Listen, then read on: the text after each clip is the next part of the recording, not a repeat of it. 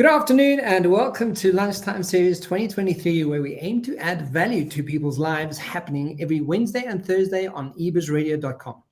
We chat about everything leadership, coaching, and marketing, and you can catch the Lunchtime Series on all major podcast channels and help us grow and grow this channel. Guys, please follow, like, and share with your network. On today's coaching segment, we have a very interesting guest who's going to give us some really, really great insight, which I'm looking forward to. He's nicknamed Mr. Consistency, which is just for the start of that. It's like we're already interested. He's a best-selling author in his personal development field. He's obsessed with changing the world through daily habits, starting his own habits and his own world. He preaches and practices consistency daily and with daily action. And he believes this is the means to achieve success in any area of life, from parenting to business. He is the champion of good habits and the crusader against quiet desperation. Michal Stawicki. Stawicki? Is it Stawicki? Well, this is how you English people read it. In Polish, we spell it Michal Stawicki.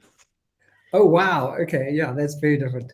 So, Michal, thank you so much for being on the show, and thank you for making some time to chat with us. You're most welcome. I appreciate being here.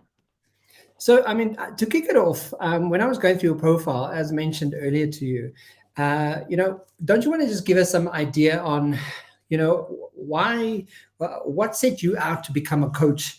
And what was that process for you, and sort of give us an insight of your life and why you've become this crusader against quiet desperation and championing good habits. Well, because I was succumbing to quiet desperation for quite a few years and just couldn't find out the way out of my life, being a miserable corporate cog in IT. Not that it wasn't a bad job, it just wasn't the best job. Like it wasn't for me. I felt that, but I just didn't know how to change it. And I changed it through small daily habits. So read the book The Slight Edge, which said success is a few simple disciplines repeated over time, and maybe I could do that. So I started following that path, and lo and behold, come on, in matter of months, I made some progress. In matter of year, I started a new career as a writer and had a few books out there published. And then it was just growing bigger and bigger because habits compound. And coaching, like, I found it a bit by accident. My supervisor in PwC, she took the course and she said to me, Michal, you will be delighted by this one. Yeah. So, well, the company was paying, why not? And then really that was eye-opener for me. I was studying and practicing personal development for 9 years, and then a coaching course and then coaching sessions, they like accelerated my growth, because collaborating with others is really a way to accelerate. Like, there is no self in self-help. Really, that's a big fat lie. Yeah, I mean, it's all you're doing is really, informing your brain. But until you do something about it and take action and do more, it's just it's nice information to know, right? But I mean, also, you as you mentioned, started writing in your earlier years. You've got the remarkable power of consistency, which obviously speaks to that. You also have written How to Change Your Life in 10 Minutes a Day, and The Art of Persistence. So why this theme of having this habit formed process? What about that is the success that you speak of? Well, PJ Fogg, who is the head of behavioral science in Stanford University, he studied behavioral change for decades, and he found like 3 ways to change one's life: enlightenment, which is very hard to engineer; change of your environment, which is easier but not always the case. Like when I decided to change my life, I was 33, married, 3 kids, full-time job, mortgage. it's not so easy to like, okay, I will drop everything and I will be a writer, or we will move to Thailand. No, it's not so easy at those circumstances. So it's not the easiest path. The most reliable path really to change your life is change your habits, because they define who you are. Like, look at how we present ourselves. I'm a coach, I'm a writer. Yeah. So what does it mean? Like, what do you do? I'm coaching and I'm writing. Yeah. What you do actually defines who you are. Um, and and this is really the most reliable way, because we think about habits, of course, the wrong way. Like, it's all over the media. The biggest stories made the media, not the most common ones. So someone dropped everything and started going to gym 3 times a day and lost 100 pounds, and now he's a bodybuilder and so on. That's Yeah. that's not really realistic. Like, it happens, of course it happens, but it happens from time to time. What is really realistic, a way to change your life, is to start one small habit. Like, my whole journey, years before I read the slide, it started from the habit of making a series of push-ups in the morning. That was it. And then in Power of Habit by Charles Duhigg, I read that science has discovered a couple of keystone habits which are making more good habits easier to develop, like on autopilot, like just like that, effortless. And one of them is physical activity. The other is healthy eating. So it's enough to introduce one small change in your life and keep at it. Like, this is the important part. That's why I'm beating this drum of consistency, persistence. I've been 4 years doing this experiment on Google, putting what's the word? Persistence, one word, and the other word, Consistency. No, not really. Success. Success.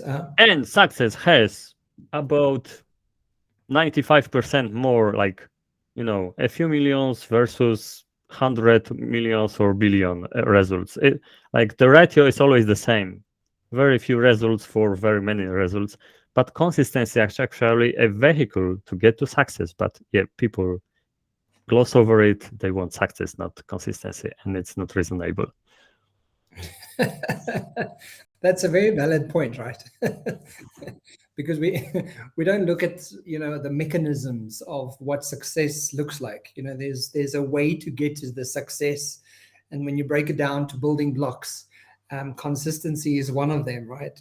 There has to be a consistency in what it is you're doing. But I mean, you're joining us for a whole different reason today. We're not talking about consistency. We are going to be talking to lead magnets, right? You've written a number of books already. You've got them out there. Why? The first question of why write a book as a lead magnet? How do you use it as a lead magnet, and how do we use it as a tool? So actually, my writing mentor Steve Scott said very profound thing. Write book, not lead magnets. So even if you use your book as a lead magnet, it still needs to be a book. Like, it needs to be a pleasant reading experience. A reader must be satisfied. And then, like, leading him to your business is after effect, really. But and if you approach it the other way, like lead magnet, okay, my business is great and I'm great and so on, like, it will not work. It will simply not work. You will spend time on writing this thing, publishing, promoting, and people will just not be into it. So you will have very too little to zero leads. So write a good book. That's like number one. And then, like, there's been a lot of research about that when people read, they get into a frame of mind of characters and sometimes narration, author. So, like, you are getting into their head, and like, it's hard to engineer advertising on any other way. and they feel like they know you. So this marketing adage, people who know, like, and trust you, like you cross all those points with a book, and then at the end you leave or and throw the book. You leave some calls to actions to follow you, to join your email list, to check out the resources you have on your webpage. So you attract people who already like you, know you, and trust you into your funnel. So it's, I would say, if they read the book, yeah, because that's another mistake I often see, that people have this call to action at the very beginning. So someone is browsing through Amazon, maybe reading the first 10% of the book for free on Amazon. Yeah, they know you, but do they like you? Like, you need to provide this value, and you need to get into their head before you actually lead them to your stuff. Yeah, absolutely. So lesson one: write a book, not a lead magnet. Moving into that, how do you then use your book on Amazon as a lead magnet to your business? Like a book, like everything else, is just in the sales funnel. It's just a tool. Yeah. So how to use this tool? What's the right word? Smart. Yeah. So what I said, put those calls to actions through Go the book, make them make sense. So okay, you are writing about productivity, give them some checklists or tools or anything else on your website. Uh, Not, a parenting guide or something like that. Yeah, because it just doesn't add. It's confusing, and another marketing adage is: you confuse, you lose. And Yeah. if not through the book, then for sure at the very end of the book, right after the summary, call to action to go check out your stuff. And what's important about this, all those calls to action, that they need to uniquely link to resources on your web page or whatever you control. But by uniquely, I mean Amazon is big black box. All you know about your sales is that the number of them. Okay, I sold 100 books this month, and that's all you know. You don't know who bought your books. You don't know the addresses and so on. That's why you need to track those links. So, okay, I have a call to action at the end of my book, and it leads to this web page, and only this web page is available. It's only available through this link in my book. So now you know, okay, I sold 100 books and 10 people landed on the landing page. So now you have a way to measure your efforts, because otherwise it's just, I know, feel good exercise or cross your fingers and hope for the best, which may or may not work. But if you track and measure, then you can actually make it a sales machine, because okay, now you know 10 people landed, how many converted? 5. Okay, and what's the lifetime value of your subscriber? $200. All right, so 100 books, $200. Now I have $200 to invest into maybe Amazon ads. So one thing is to have a great book, have a call to action which uniquely tracks to your resources. Also, what is very important and very often, like, people ignore that, is your book description and your book page, because it will determine if from these throngs of people who land on your book page, how many of them will actually purchase. It does do you no good if million people visit and one of them only buy. What's the sense? It's so much better if 100 people visit and 20 of them will buy your book. Yeah. So your book description must be really a sales page, especially when it's a nonfiction book.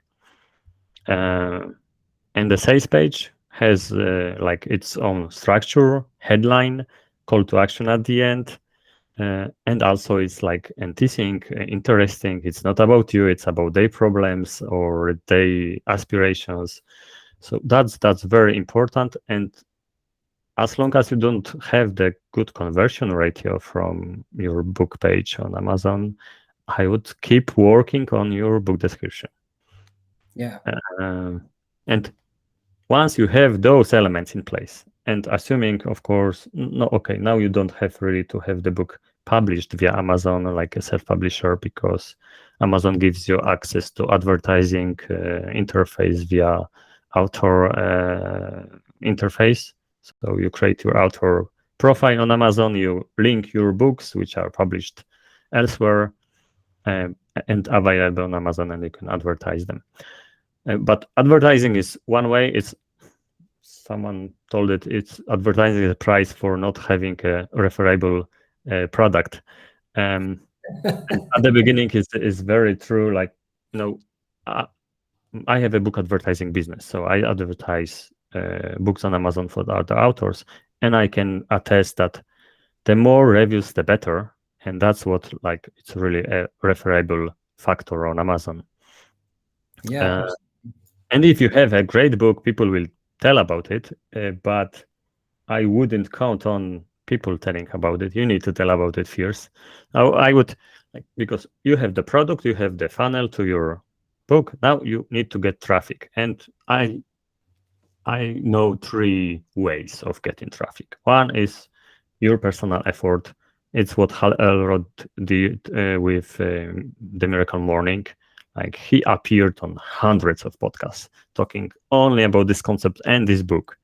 So it was like natural consequence for all the listeners to go then to some store and buy the book. Yeah, that's one way. Another is you are great at SEO, and a few years ago it was even better strategy, but now Amazon really wants you pay to play. So Dave Chesson, an owner of kindlepreneur.com, he's like world-class SEO expert, and still his books are selling less and less. This is what he admitted in his materials, because he depended on a SEO, and it's not a such big factor anymore. It's still a factor. But for example, I'm terrible at SEO, like terrible. So yeah, I do the keyword research, put those keywords into metadata of my book, and that's about it. I do with SEO.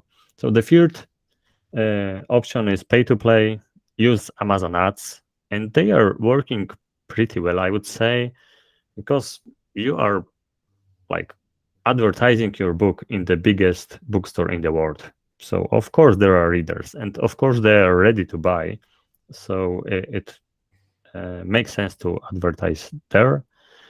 And the interface is clunky, but still having this unique connection between the number of sales, your landing page, conversion to your email list or products and services. You can calculate how much you can really invest in advertising, because that's another lesson from my experience. You can spend like infinitive amount of money. Amazon is so keen to spend your money on clicks. If you beat them at $5, why not? Okay, of course you will win all the bids and pay a fortune. But having the metrics in place, you can really figure out, okay, how many clicks it takes me to sell a copy, and how many books I need to sell to convert them into leads and into customers, and how much is it worth. And so, for example, I have one customer who spends north of $5,000 a month to sell a few hundred books, because he knows that out of every 100 readers, he will get 4 inquiries, and he can convert 2 out of 4 into his coaching clients, and it way make up for advertising costs. Yeah, absolutely. So that's some really useful information, right? Like, have a really good product, know that you're actually writing for people and you're writing a good, solid product so they get into your head, they get into your skin, they understand who you are. Understanding what funnel to put in place, and then know how to get to the traffic. And I think, podcasting is a fantastic way, and SEO, if you do know it, and yes, advertising if it's not referable. But now, once we've gone through that, once we know that, we have a good product and we want to put it out there, how do we get our books published? Because I think that's a big, blockage for a lot of people as well, is what is the best resource on how to learn how to do self-publishing via Amazon? Yeah, I've mentioned Dave Chesson. So the platform is kindlepreneur.com, and he shares everything needed to publish a book. Say that again? Kindle? Kindlepreneur.com. So like entrepreneur, but on Kindle. Kindlepreneur.com. Fantastic. Yeah, that's a really useful tip. Yeah, and really, it's big in your mind, but look at this book. It has like 62 pages. It doesn't have to be big. It just needs to be valuable, and that's great about nonfiction. Like, people are willing to pay to solve their problems. Yeah, so they don't need volumes. They need something tangible they can implement in their lives. My first book was even thinner than that, like 50 pages, and still people are. I sold over 10,000 copies of that book. And it was my first book, so I didn't know what I was doing. And it, like, to write this 50-page book, it took me about 50 days. Not just to write and publish on Amazon. Another resource would be, but maybe a little bit expired. This is the book I used to publish my first book. 61 Ways to Sell More Nonfiction Books by Steve Scott. 61 Ways by Steve Scott. Okay, cool. So, I mean, kindlepreneur.com is the best for self-publishing. And so how do we prepare for writing a new book? I mean, as you just showed now, as long as you're solving problems, that's the core of, what are the biggest problems that people are experiencing. And I mean, one of the things that I, was looking at, being a business owner, being an entrepreneur, and being, wonderfully successful in what I do, and very blessed to be able to do what I do. One of the things that sort of occurred to me that as you go through life doing your business and doing what you do, you learn on your way, you learn techniques and tips and tricks on how to do stuff. And for me, it's natural. It comes very natural to me just to go and research and learn a skill and go and implement it and do it, right? And it's proved highly successful for me in my business. What I take for granted is that there's so many people that don't know how to do that, right? So I get, like, totally to the point where you say a book doesn't need to be this this big 500-page kind of thing. It needs to solve a problem, and because if you could solve that problem and you can get it out there and sell 10,000 copies of it, that's a really good tool, and that's a really good way to make money, right? So I completely hear that. I think that's brilliant. And actually, if you have like 500-page book in your mind, well, divide it into 5 volumes, because Amazon would prefer that. And nonfiction readers also, like, people, readership is going down, and there is no way to fight it. Like, video is huge right now. But so if you can make it in smaller chunks, people will be more willing to explore. And it's, so much faster to produce this 100-page book than 500-page book. Yeah, so the whole production cycle is so much shorter. Yeah, absolutely. I mean, it makes so much sense. So how do we prepare for writing a new book? I mean, so you can have a draft in your marketing efforts before you have a draft in the book. So what I've done, and I think it works quite well because I'm busy writing a book, is I often write articles or around the research that I'm doing and the stuff that's sort of enveloping and developing in my business.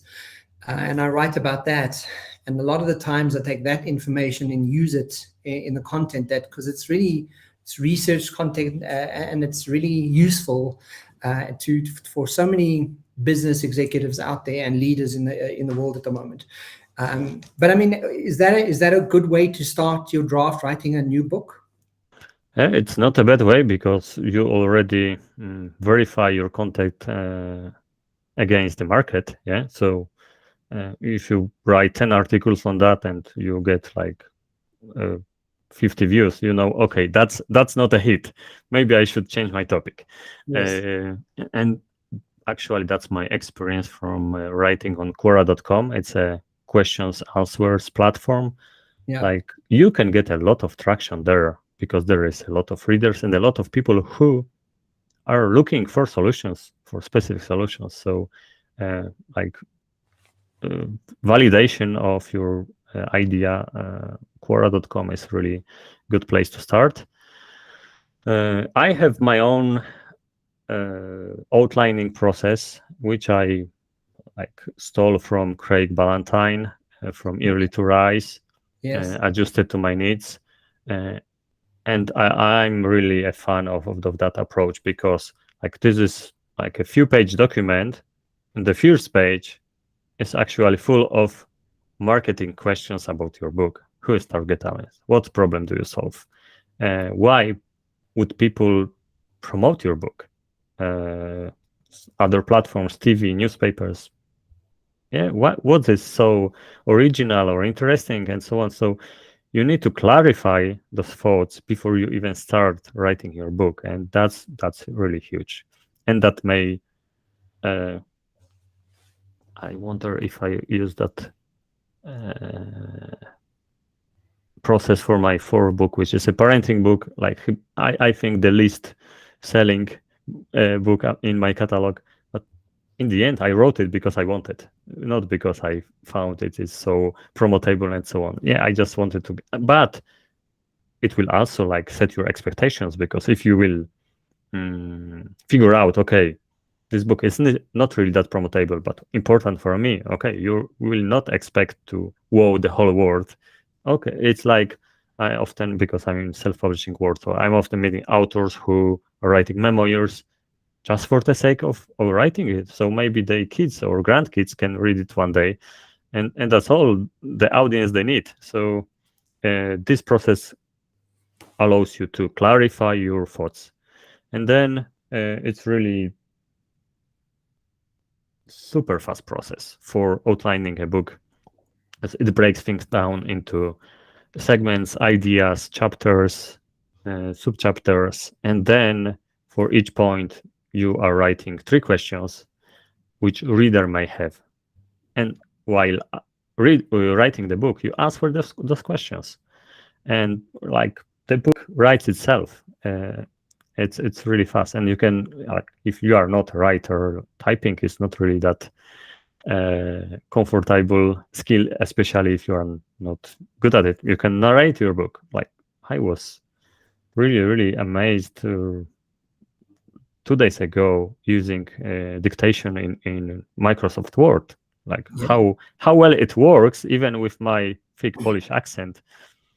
So there are plenty of tips really to accelerate the process, but outlining will save you so much time in your nonfiction book. Brian Moran in 12-Week Year wrote that planning shaves 20% of the time of the long project. So you will write your book 20% faster if you use the outline. Yeah, absolutely. I'm glad that you mentioned the 12-week year. I just recently listened to it on audiobooks, and it's a fascinating concept. And when you kind of look at it, because time in itself, I was having this conversation earlier, time in itself is such a construct that we've created. And if you suddenly take the idea of a year out of your head and kind of go, okay, well, what can you do in the 12-week time, in that 12 weeks, 12-week year? putting an outline together. And I love the marketing questions, right? Starting with the marketing questions, because immediately the person picking up the book will kind of go, well, is this a book for me? Is this what I want to read? Do I want to know this stuff? And immediately it's already getting your audience. I think it's a fantastic way, which is giving me good pointers on what I'm going to change in some of my chapters when I'm starting.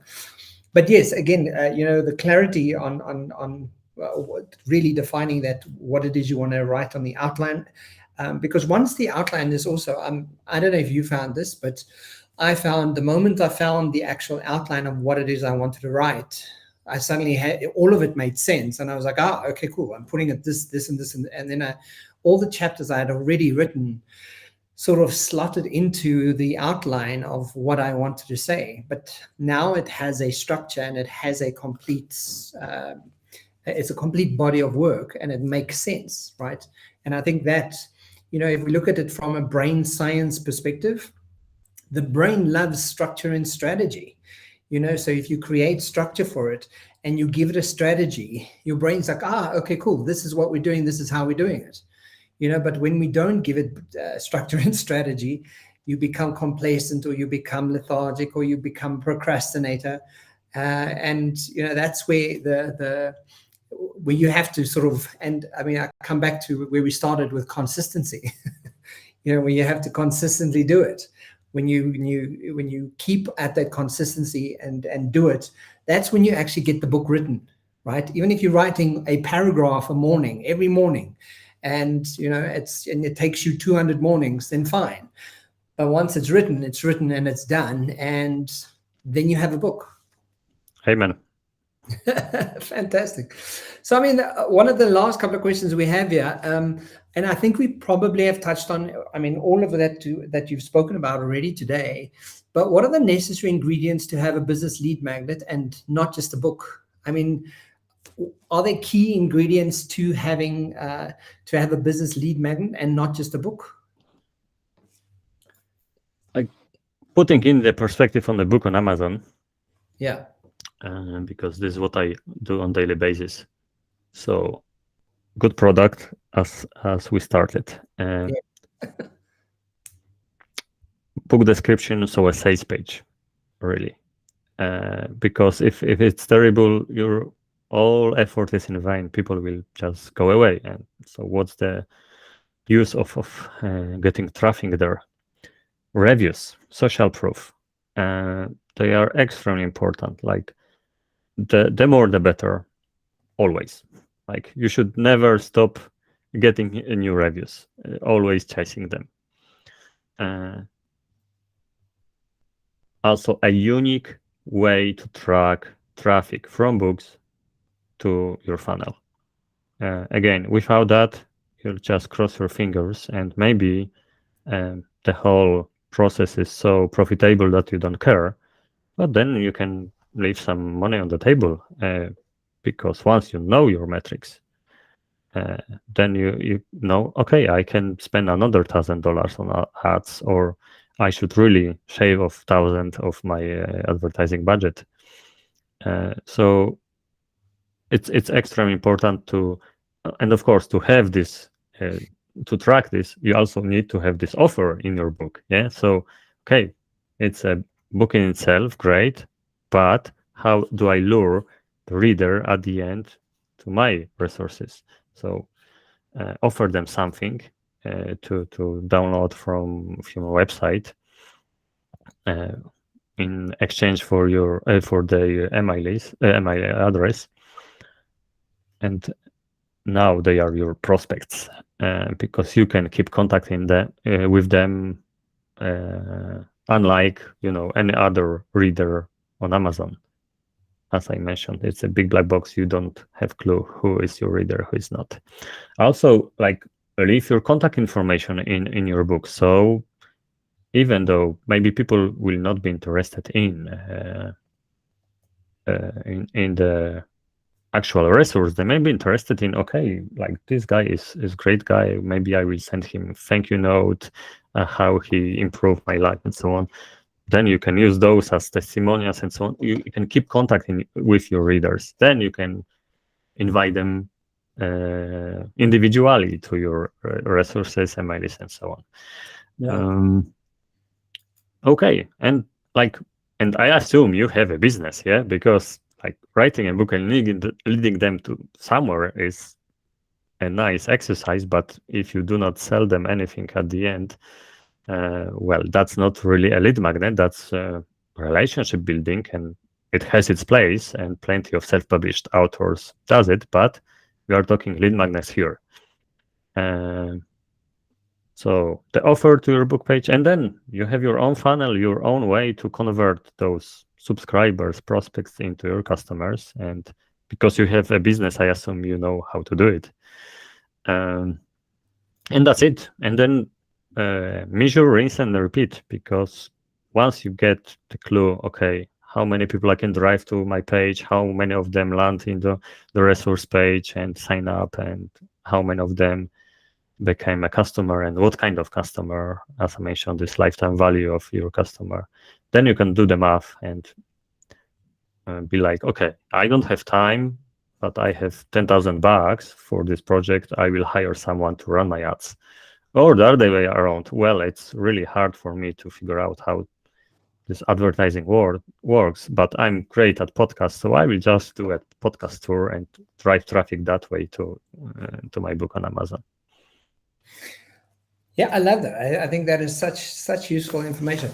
Michal, it's been fascinating talking to you. And I mean, just to end this off, you give us your website here, resurrectingbooks.com. Why the name Resurrecting?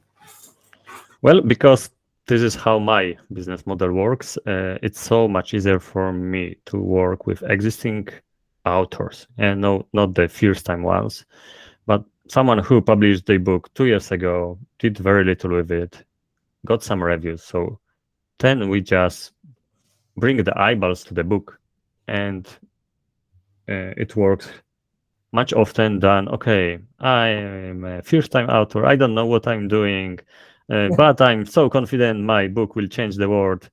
Yes. Well, so people with 2 years with little to zero sales are have so much less expectations than those newbie authors. That's why I working with them, and this is how I named the business. One of marketing experts told me that, well, that's a bad way, because you implying the book is dead, and nobody wants to think that about the book. But well, Yeah. I like to work with people who come to reality that, well, okay, I sold 8 copies last year. No, it's not alive. So Yes. anything above that will be good. I love that. So, I mean, guys, if you want to check it out, go and check it out at resurrectingbooks.com. Michal Stawicki, and it's Michal Stawicki, right? Michal. Yeah, it's the English pronunciation. We struggle. But he's the And champion. it's great, because if you people are listening to this, they will type my name properly, they will find me. There we go. Exactly, right? So, guys, if you want to check out the champion of good habits and the crusade against quiet desperation, go to the resurrectingbooks.com and chat to Michal, and you can get into contact with him. Michal, thank you so much for chatting with me, and thanks for being on the Lunchtime Shows. I really appreciate your time. You're most welcome. I appreciate being here and having this opportunity to share my expertise. Thank you so much. Chat to you soon. Cheers.